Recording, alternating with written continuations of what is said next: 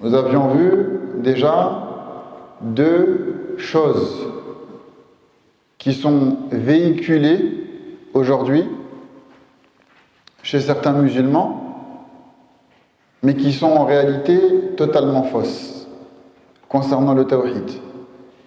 Quelles étaient ces deux choses-là? Salihi.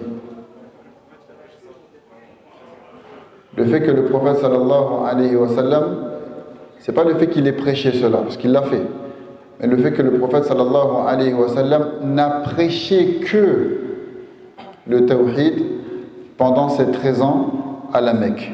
Que, c'est le que qui est important. Pendant ses 13 ans à la Mecque. Bien que le tawhid soit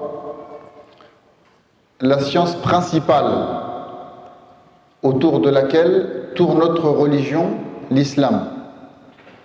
Néanmoins, le prophète sallallahu alayhi wa sallam n'a pas prêché uniquement que le tawhid pendant ces 13 ans lorsqu'il était à la Mecque avant son émigration vers Médine. Pourquoi il est important de savoir cela? C'est parce que malheureusement, c'est aujourd'hui qu'il est important de savoir cela. Parce que malheureusement, il y a quelques musulmans, pas beaucoup, walillahi alhamd, mais ça existe, quelques musulmans qui, lorsqu'ils vont voir leurs frères,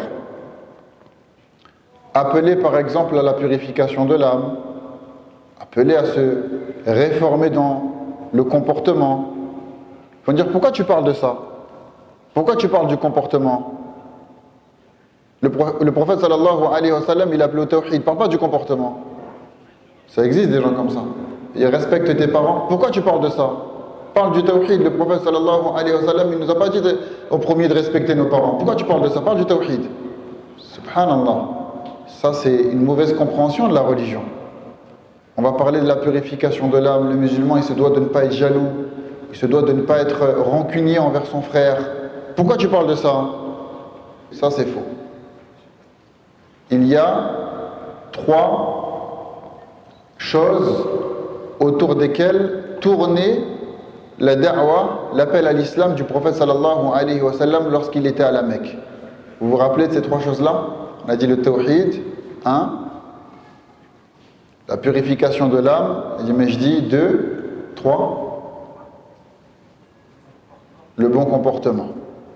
Le prophète sallallahu alayhi wa sallam, il parlait de ces 3 choses-là à la Mecque, avant son immigration à Médine.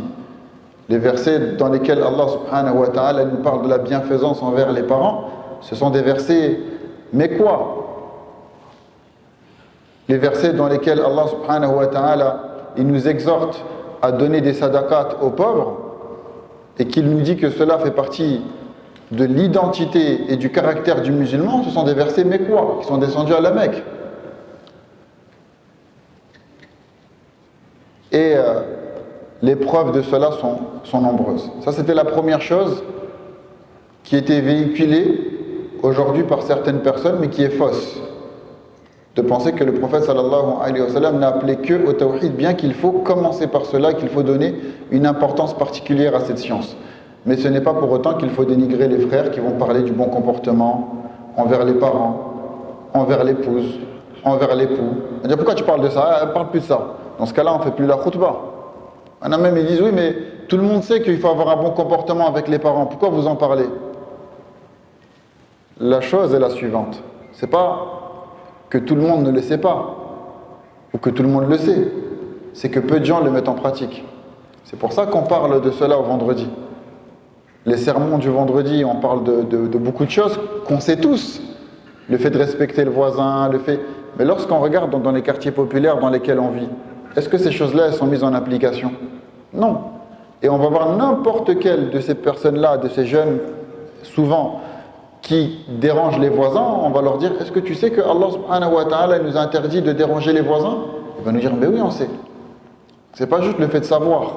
Si on parle du bon comportement, si on parle de la purification de l'âme, du fait de ne pas avoir de la rancune envers nos frères en islam, du fait de ne pas avoir la jalousie, c'est parce que malheureusement, ce sont des fléaux qui sont présents et dont on n'arrive pas à se débarrasser.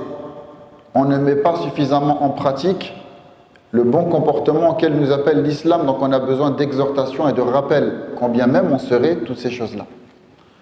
La deuxième des choses fausses qui est véhiculée par certaines personnes concernant le tawhid. Vous n'étiez pas là au DAS précédent ou... C'est qu'il n'y a qu'une seule façon d'enseigner le tawhid. Ça, c'est totalement faux. De penser que le tawhid ne s'enseigne qu'à travers quelques livres, une petite dizaine de livres. Et si tu n'as pas fait ça, tu n'as pas enseigné le tawhid. Ça, c'est faux, ça. Quand on enseigne la vie des prophètes, Qisasul Anbiya, on enseigne la vie d'Ibrahim alayhi salam. Ça, c'est du tawhid ou c'est pas du tawhid? C'est du tawhid, la vie d'Ibrahim alayhi salam. Wa lam yakum minal mushrikin. Et il ne faisait pas partie des associateurs. Et il était sur le din qui consiste à aller vers Allah subhanahu wa ta'ala uniquement et à délaisser ce qui est en dehors de lui. Hanifan muslima, comme il a été décrit dans le Coran. Donc enseigner la vie des Anbiya, c'est du tawhid. Enseigner la vie des compagnons, c'est pas du tawhid. Quand on enseigne comment Abu Bakr as-Siddiq radiallahu anhu, il était vis-à-vis de l'idolâtrie, Omar ibn al-Khattab, lorsqu'il a délaissé la religion polythéiste et qu'il s'est tourné vers le monothéisme, ça c'est pas du tawhid, ça? Et bien sûr c'est du tawhid. Lire la vie des compagnons, c'est du tawhid. Lire la vie des Anbiya, c'est du tawhid. Et il n'y a pas une seule façon spécifique d'enseigner le tawhid. Pourquoi? Parce que nous sommes tous différents.